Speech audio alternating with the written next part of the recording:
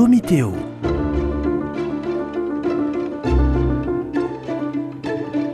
Domitéo, un dialogue théologique avec les dominicains de Toulouse. Bonjour frère Édouard. Bonjour frère Louis. Nous sommes dans le thème des charismes au numéro 800 et 801 du catéchisme de l'Église catholique. Thème très important parce qu'on voit que l'Église est habitée par ces charismes et qu'on est heureux quand tel ou tel reçoit un charisme particulier ou de prophétie ou de guérison ou d'enseignement et tout le monde en vit et en est heureux. Et en même temps, on voit aussi des scandales qui peuvent apparaître au travers de faux charismes. Donc, pour reprendre un peu ce qu'on a dit la dernière fois, est-ce que comment faire pour qu'un charisme soit reconnu authentique, pour pas qu'on se trompe, pour pas qu'il y ait d'erreur?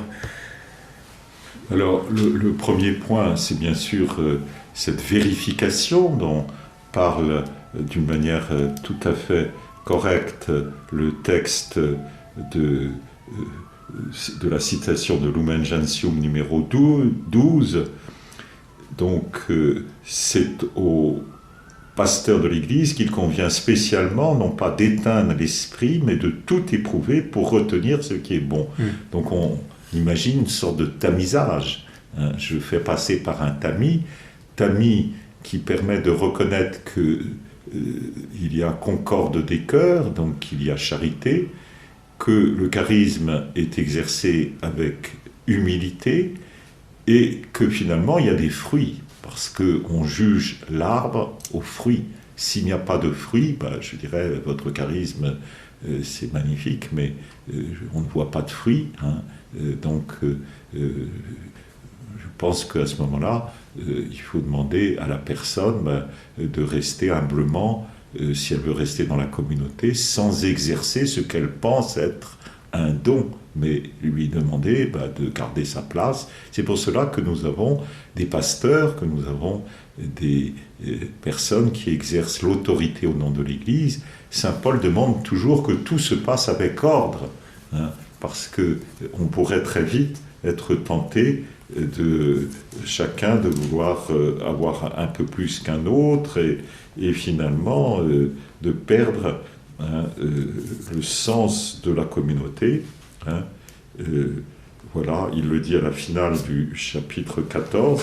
Ainsi donc, mes frères, aspirez au don de prophétie, donc c'est bien une sorte de charisme, et n'empêchez pas de parler en langue, là aussi c'est un charisme, mais il ajoute, mais que tout se passe dignement et dans l'ordre. C'est là que l'autorité ecclésiastique est importante, puisque qu'est-ce qui va donner le sens de cet ordre, le sens de la hiérarchie, c'est justement les pasteurs de l'Église. Donc il faut absolument qu'il y ait cette dimension d'organisation, de ne pas se précipiter à de transformer par exemple une assemblée eucharistique en un groupe de prière charismatique. C'est pas la même chose, c'est pas le même genre. Donc le prêtre va dire la messe, c'est la messe, l'assemblée charismatique, c'est pour un autre temps, par exemple. Il va bien distinguer les lieux, les temps, il va reconnaître celui qui est responsable d'un groupe charismatique plutôt qu'un autre, etc. Il va y avoir comme une sorte de, petit à petit, de mise en place, d'organisation des choses pour que ça ne tourne pas à la pagaille. Il faut une vraie communion, collaboration entre les pasteurs et ceux qui ont des charismes. Alors je pensais par exemple dans l'Évangile, il y a Saint Jean qui dit au moment de la résurrection, qui voit Jésus sur la plage, il dit à Saint Pierre, c'est le Seigneur. Après Saint Pierre aurait pu lui dire, non, on finit la pêche. Mais Pierre a su aussi reconnaître qu'il y a eu un don là, oui. Et il est allé, il a sauté dans l'eau. Donc j'imagine que c'est pareil aujourd'hui, c'est qu'il faut qu'il y ait une espèce de... Oui, de correspondance des cœurs, que l'un écoute l'autre et soit attentif. En ayant repéré depuis longtemps, Saint Pierre a repéré depuis longtemps que Jean ne dit pas des paroles au hasard. C'est lui qui, sur le cœur de Jésus, a reposé et a désigné le coupable, a désigné Judas. Donc il a bien vu que c'était vrai, que ce que disait Jean avait été éprouvé par l'histoire précédente et qu'on pouvait lui faire confiance. S'il disait « c'est le Seigneur », il y avait quelque chose de vrai, comme lorsqu'il rentre dans le tombeau et qu'il voit les linges affaissés, il ne pénètre pas, mais il montre par là qu'il voit. C'est un voyant, et Pierre vient après lui, il rentre et il constate ce que Jean a, dans le fond, vu avant lui. Dans le doute, est-ce qu'on peut rejeter un charisme ? Alors, il ne faut jamais rejeter un charisme, mais on peut faire surseoir les choses en attendant que les critères de charité, d'humilité, d'obéissance soient bien vérifiés pour que les choses se passent avec ordre et sagesse, je dirais. Le propre du sage, c'est d'ordonner, disaient les anciens, et c'est repris par toute la littérature ecclésiastique. S'il n'y a pas cette co-responsabilité dans le sens de la sagesse et de l'ordre, je pense que le charisme doit être momentanément, non pas étouffé, mais mis de côté en attendant le moment opportun pour qu'il puisse s'exprimer dans un cadre qui convienne. Ah oui, oui. Oui, on a comme exemple, je pense à Sainte Catherine de Sienne. J'imagine que les papes n'ont pas tout de suite répondu à ces demandes et elle a dû insister, en même temps rester dans l'obéissance. Exactement. Et finalement, elle a eu raison parce qu'elle a obtenu ce que d'autres n'étaient pas arrivés à obtenir, c'est que le pape revienne à Rome. C'est quand même un beau challenge, puisque Rome est dans l'écriture, alors qu'Avignon n'y est pas. Oui, oui, oui. C'est quand même assez extraordinaire. Nous sommes les catholiques romains. C'est parce que saint Paul quand même reçoit dans sa prison que le témoignage qu'il a donné à Jérusalem, il faut qu'il le donne un jour à Rome. C'est scripturaire, donc c'est la parole de Dieu qui se réalise à Rome, où il y a la succession de Pierre et de Paul. Et pour nous, ce sont des passages très importants pour comprendre notre identité de catholique, notre identité de chrétien. On peut voir beaucoup de communautés vis-à-vis desquelles nous avons de bons rapports, nous avons des rapports œcuméniques, mais autre chose est avoir des rapports œcuméniques et être persuadé que l'unique vraie Église subsiste dans l'Église catholique. C'est quand même l'expression du Concile Vatican II, c'est pas rien. Et savoir que dans l'Écriture, il y a ce passage où Jésus lui-même vient inspirer saint Paul en lui disant que le témoignage qu'il a fait à Jérusalem, il faut qu'il le donne à Rome, c'est quelque chose de très fort pour nous chrétiens. Il y a des gens qui expriment peut-être trop leur impression d'avoir un charisme et donc ça devient écrasant et puis c'est parfois pas très juste. D'autres, et c'est pour encourager nos auditeurs, ont probablement des charismes, mais par crainte, par peur, par timidité, par fausse humilité, n'osent pas les exprimer. Qu'est-ce qu'on peut dire à nos auditeurs par rapport à ça?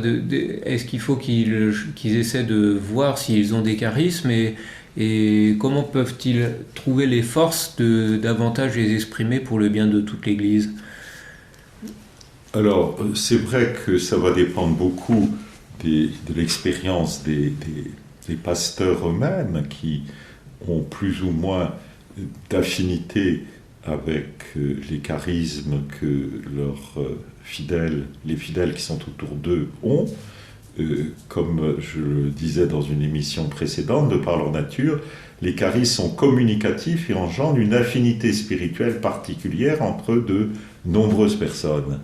Et je dirais, si cela advient, si de nombreuses personnes se sentent en affinité avec quelque chose, il va y avoir un phénomène d'une certaine poussée de l'esprit à rassembler des cœurs, à vouloir quelque chose. Par exemple, imaginons le désir dans une paroisse où jusqu'à présent il n'y avait pas de chorale. et bien tout à coup, plusieurs personnes disent ce serait beau qu'il y ait une chorale, et puis que ça suscite des desiderata chez les uns et les autres de chanter à cette chorale. On va éprouver les voix, on va trouver un chef de chœur, et ce chef de chœur va faire des répétitions de chants, et puis petit à petit, ils vont s'insérer tous les dimanches dans la liturgie, à bon escient, en prenant les chants qui seront décidés avec le pasteur. Et bien petit à petit, il y a quelque chose qui se met en place progressivement. C'est très humble, mais c'est très efficace et c'est très beau, et c'est pour la bonté du corps. N'oublions jamais que les charismes sont faits pour la croissance du bien commun, et non pas pour la croissance individuelle, même si ça fait du bien à chaque individu. D'ailleurs, Saint Paul le dit, que celui qui chante en langue s'édifie lui-même. Donc il y a vraiment une action positive pour celui qui le fait. Et il faut pousser les fidèles à le faire, puisque chacun qui exerce un charisme se fait du bien à l'âme. Il y a un bienfait qui advient à celui qui exerce le charisme. Dieu, quand il prodigue des dons, fait du bien en même temps à celui qui l'exerce. Et donc, je dirais, il faut encourager tous ceux qui ont quelque chose dans le cœur à essayer de le faire au maximum.